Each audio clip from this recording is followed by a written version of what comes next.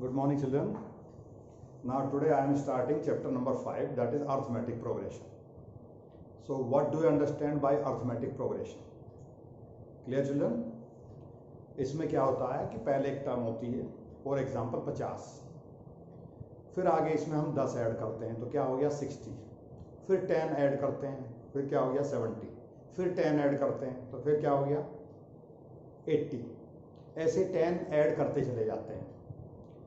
तो जो हम लगातार नंबर ऐड करते चले जा रहे हैं उस नंबर को बोलते हैं कॉमन डिफरेंस, डी। और जो सबसे पहली टर्म होती है, जैसे 50 से शुरू किया था हमने, उसे बोलते हैं A. First term is called A, और जो नंबर रेगुलर प्लस होता जाता है उसे बोलते हैं कॉमन डिफरेंस।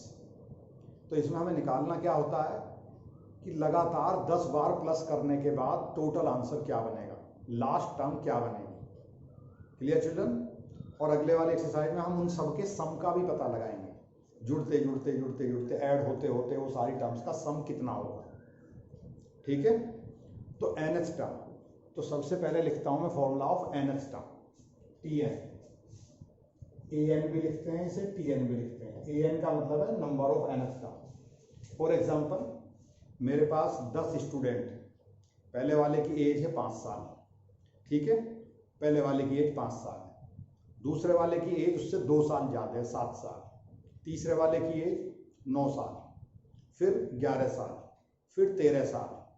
ठीक है, तो वो कौन सा स्टूडेंट होगा जिसकी एज 51 ईयर होगी। Clear children? तो हम डायरेक्ट पता नहीं लगा सकते हैं, बहुत देर तक हमें सोचना पड़ेगा। तो इस फॉर्मूले से हम डायरेक्ट पता लगा लेंगे। पहला स्टूडेंट क्या था, उसकी एज कितनी थी 5 ईयर्स, और दूसरे वाले की एज कितनी थी 7 ईयर, तीसरे वाले की एज क्या थी 9 ईयर्स। तो 2-2 का डिफरेंस होता जा रहा है। सबसे पहले वाला जो एलिमेंट था, सबसे पहला वाला जो स्टूडेंट था उसे ए बोलते हैं, ए इज इक्वल टू 5, और उसके बाद 2 2 2 2 2 2 प्लस होता जा रहा है, उसे बोलते हैं कॉमन डिफरेंस। तो जो लास्ट स्टूडेंट की एज हम फाइंड करेंगे, जैसे मैंने पूछा जो लास्ट स्टूडेंट है उसकी एज है 51, तो वो कौन से नंबर का स्टूडेंट है। जब हमने उन्हें इंक्रीजिंग ऑर्डर में खड़ा करा हुआ है तो वो कौन सा नंबर का स्टूडेंट है, 10 स्टूडेंट हैं, 20 स्टूडेंट हैं, 30 स्टूडेंट, ठीक है, या 10 स्टूडेंट लाइन में खड़े हैं, तो कौन से वाले की एज 51 ईयर होगी। Clear children? सो an का फॉर्मूला है an is equal to a plus n minus 1 into D. ये an लास्ट, जो लास्ट टर्म है उसकी वैल्यू। तो first term a is called first term, n number of term,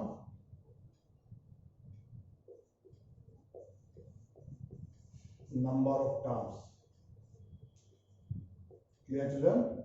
And d common difference.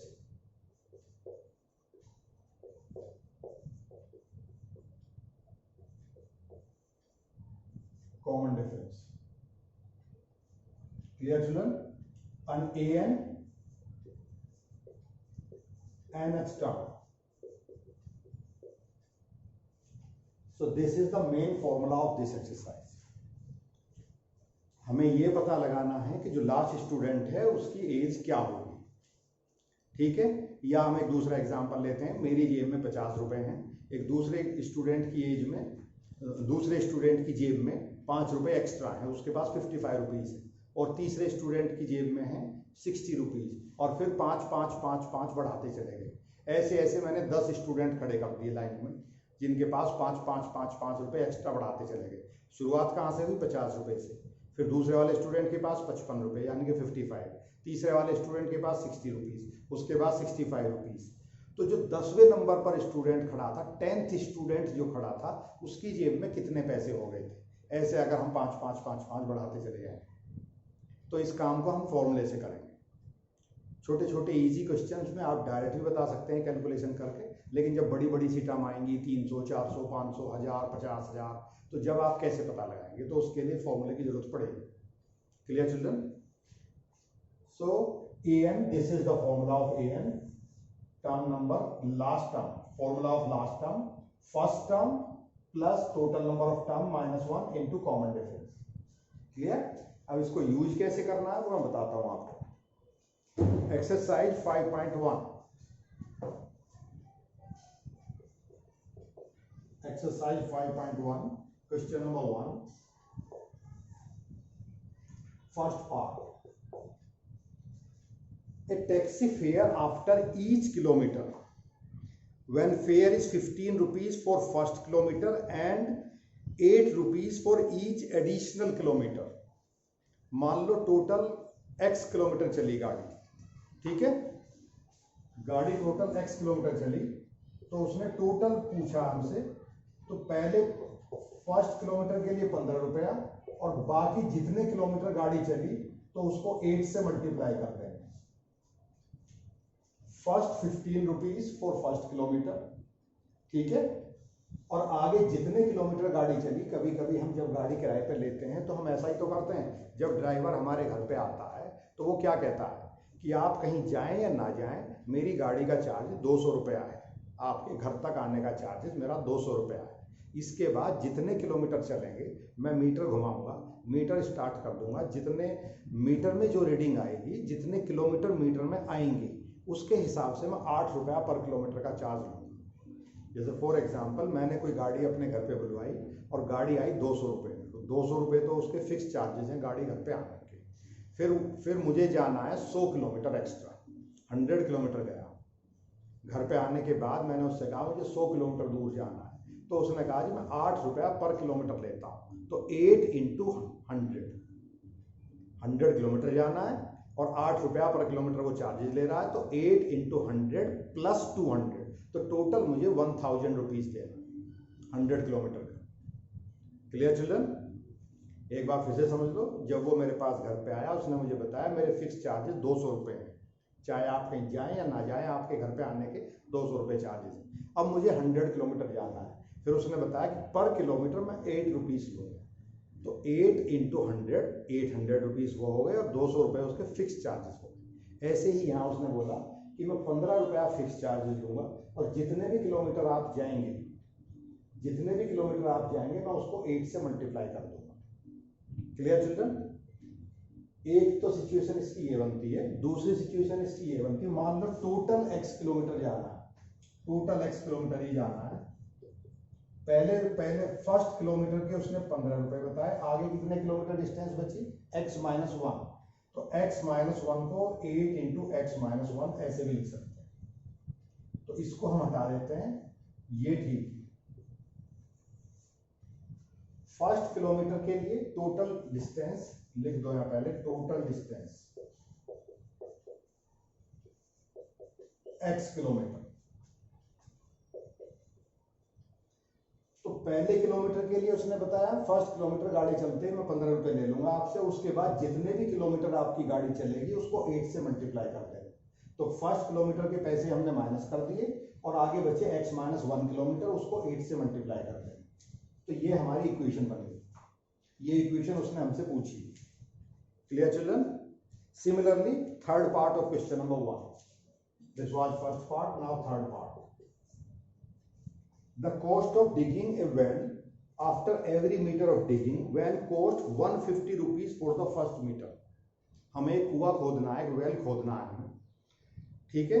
कुआं खोदने के लिए जब हमने आदमियों को बुलवाया तो उन्होंने कहा कि पहले जब हम शुरुआत करेंगे तो पहले 1 मीटर खोदने का जब हम शुरुआत कर देंगे तो 1 मीटर गहरा जब हम खोद देंगे तो उसके हम 150 रुपीज़ लेंगे, उसके बाद जितने मीटर और आप नीचे जाएंगे, ठीक है, उसके रुपीज़ लेंगे 50 रुपीज़ पर मीटर उसकी गहराई की। पहले मीटर खोदने का खर्च आया 150 रुपीज़ और उसके बाद जितने सब्सिक्वेंट मीटर बनेंगे आगे, उसके आगे जितने मीटर बनेंगे उनकी कॉस्ट बताइए 50 रुपये। तो same situation once again, length, total depth,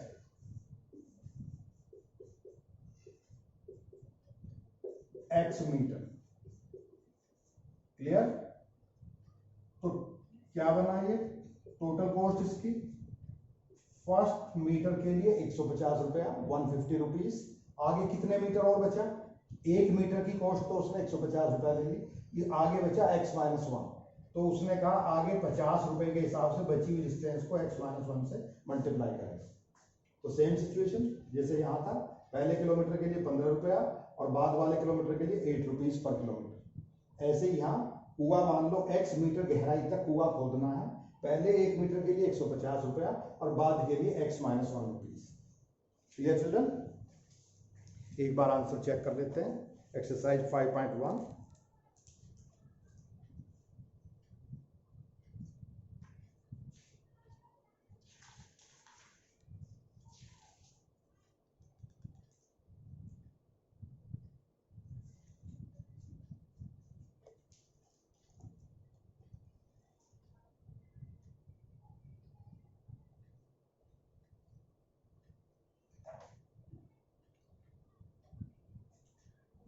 Okay, in this question he is asking it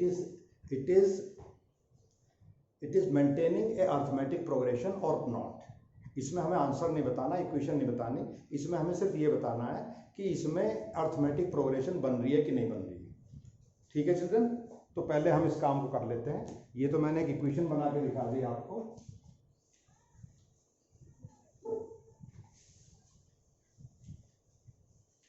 हमें इस क्वेश्चन में सिर्फ इतना बताना है, हमें बहुत छोटी सी बात बतानी थी कि पहले फर्स्ट किलोमीटर के लिए कितना रुपीस हुआ, 15 रुपया। ठीक है, सेकंड किलोमीटर के लिए, ये फर्स्ट क्वेश्चन का फर्स्ट पार्ट दिखा रहा हूं मैं, तो उसने इक्वेशन नहीं पूछी हमसे, उसने हमसे ये पूछा है कि फर्स्ट किलोमीटर के लिए 15 रुपया हो गया, तो फिर 8 रुपया नेक्स्ट किलोमीटर के लिए 8 रुपया इसमें ऐड कर दिया, 15 + 8 ये हो गया 23 रुपीज।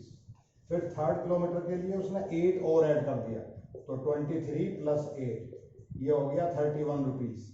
तो हमारे पास ये तीन टर्म होगी 15, 23 एंड 31। Clear children? तो इसके बारे में उसने पूछा ये अर्थमेटिक प्रोग्रेशन है कि नहीं है। तो अर्थमेटिक प्रोग्रेशन का पता लगाने के लिए हमारे पास एक मेथड होता है, इन सबका कॉमन डिफरेंस सेम होना चाहिए। तो 23 - 15 ये भी 8 हो गया, इसे A बोलते हैं, इसे B बोलते हैं, इसे C बोलते हैं। तो second term minus first term, B - A की वैल्यू क्या आई, 23 - 15 दैट इज 8, और 31 ये हो गया C - B, ये हो गया 31 - 23, 31 - 23 ये भी 8। सारी टर्म्स के बीच में कॉमन डिफरेंस सेम होना चाहिए, then we can say these are the terms of an AP arithmetic progression. ठीक है, अगर कॉमन डिफरेंस सेम है तो हम कह सकते हैं कि ये अर्थमेटिक प्रोग्रेशन सीरीज है हमारे पास। Clear children? Arithmetic progression sequence.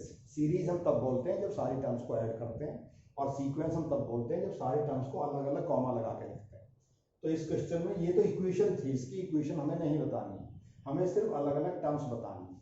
पहले किलोमीटर के लिए 15 रुपए, अगले किलोमीटर के लिए उसने कहा 8 रुपए ऐड कर देना, फिर उससे अगले किलोमीटर के लिए उसने कहा 8 रुपए और ऐड कर देना। तो हमारे पास तीन किलोमीटर की, 3 अलग अलग किलोमीटर की मनी आ गया हमारे पास, टोटल मनी कितना कितना दिया हमने। पहले किलोमीटर के लिए 15 रुपया, दूसरे किलोमीटर के लिए 23 रुपया, तीसरे किलोमीटर के लिए 31 रुपये। इनका जो डिफरेंस है वो 8-8 रुपये इसका है। तो ये एक अर्थमेटिक प्रोग्रेशन, तो हमें ये बताना था चिल्ड्रन। Clear children? तो इक्वेशन तो हम अगले वाले क्वेश्चन में बताएंगे। Now start question number 2।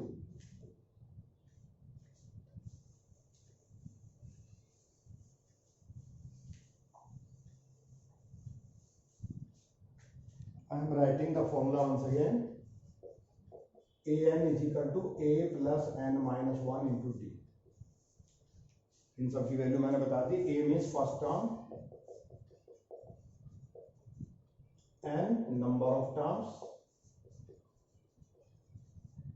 and d common difference, and an nth term।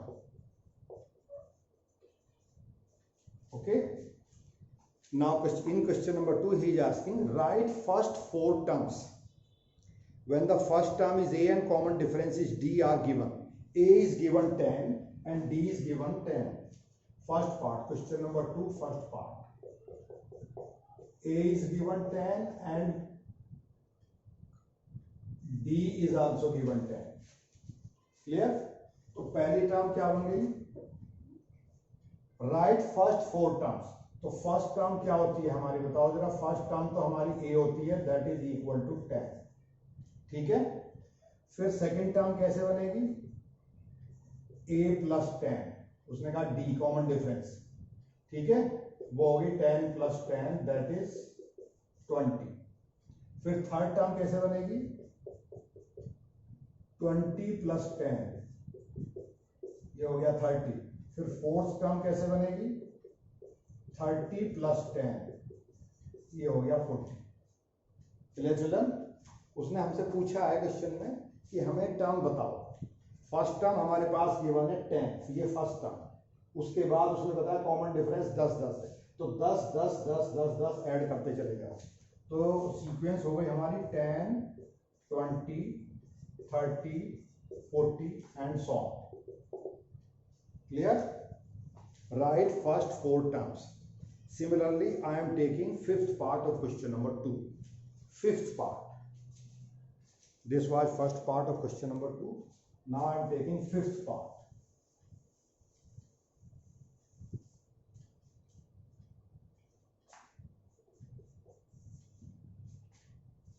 A is equal to 1.25 minus also there, and D is equal to minus 0.25 minus 0.25. Clear children? He is asking first 4 terms. तो हम ये formula भी use कर सकते हैं उसके लिए, ठीक है। A1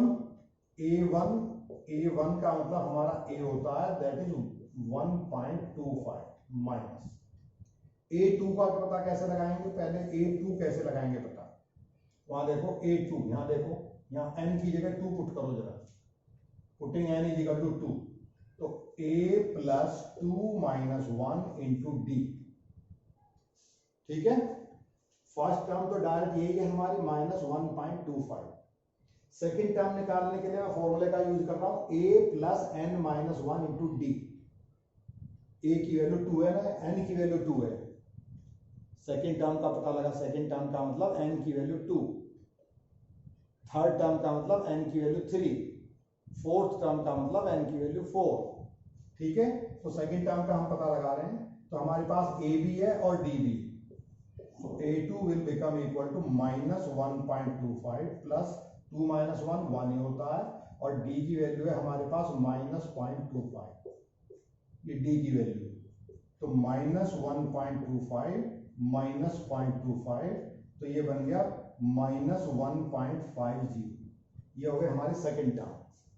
now third term, how can you find third term, A plus 3 minus 1 into D, n की वैल्यू चेंज कर देगा, n की जगह मुझे थर्ड टर्म निकालनी है तो n की जगह मैं 3 पुट कर देता हूं, ठीक है। तो a भी है हमारे पास, a कितना है, a इज माइनस 1.25, 3 माइनस 1 ये हो गया 2, और ये d की वैल्यू भी है हमारे पास माइनस 0.25, तो minus 1.25 into minus 0.50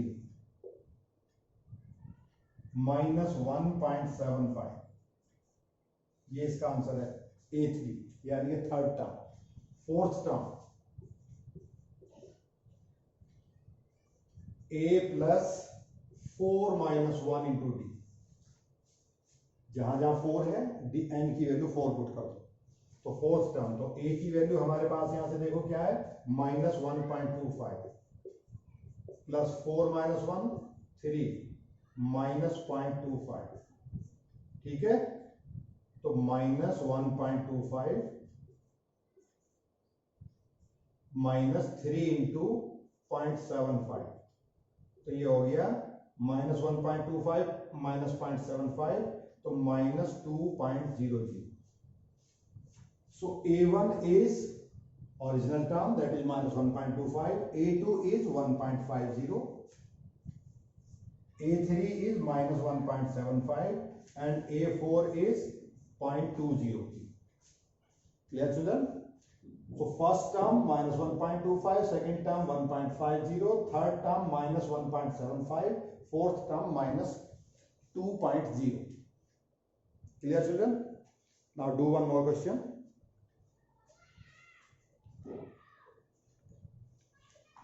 Question number 3, third part.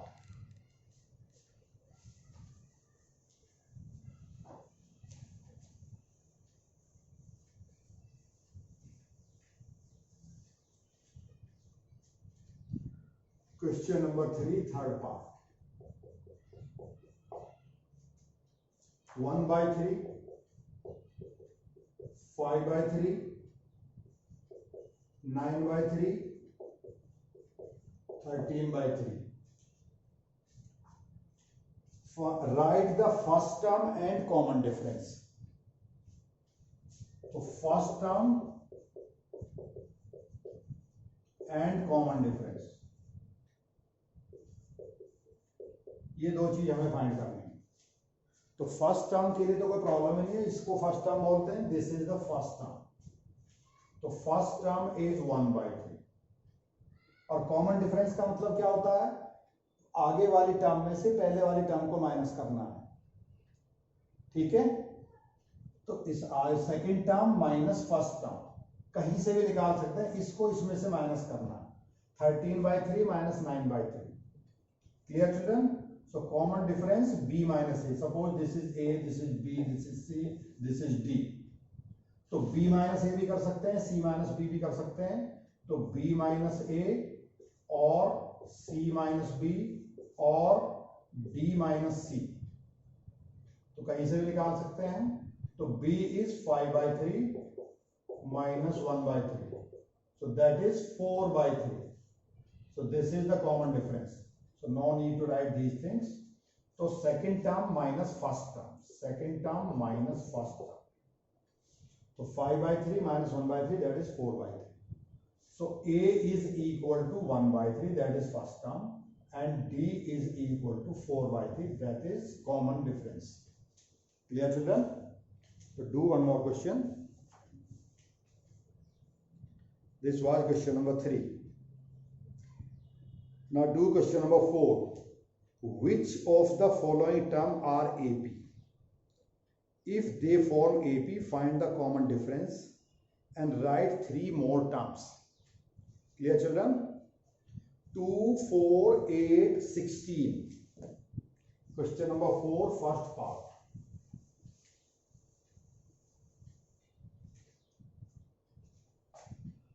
Question number 4, first part. 2, 4, 8, 16. So how can we identify if these terms are in AP or not? So to identify for the series, for the sequence in AP or not, we have to find common difference. और common difference अभी अभी मैंने बताया, common difference होता क्या है, आगे वाली टर्म में से पहले वाली टर्म को माइनस कर।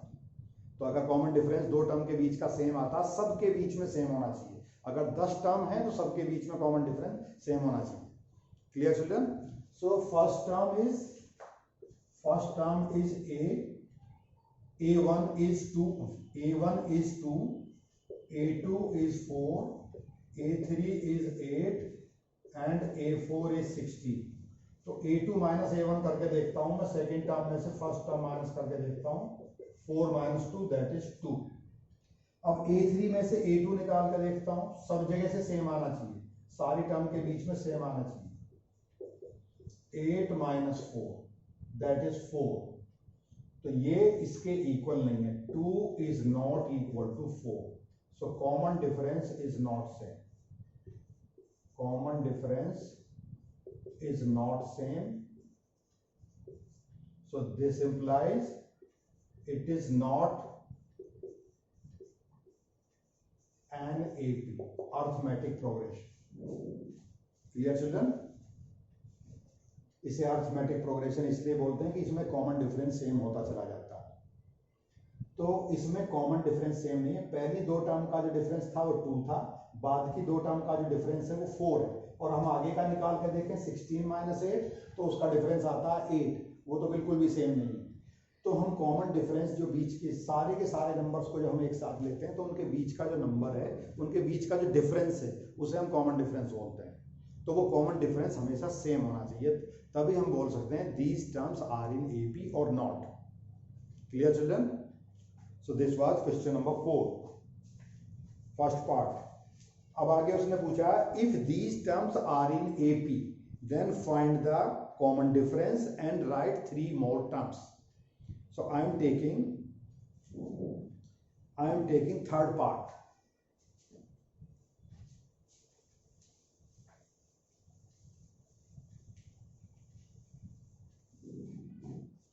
I am taking third part.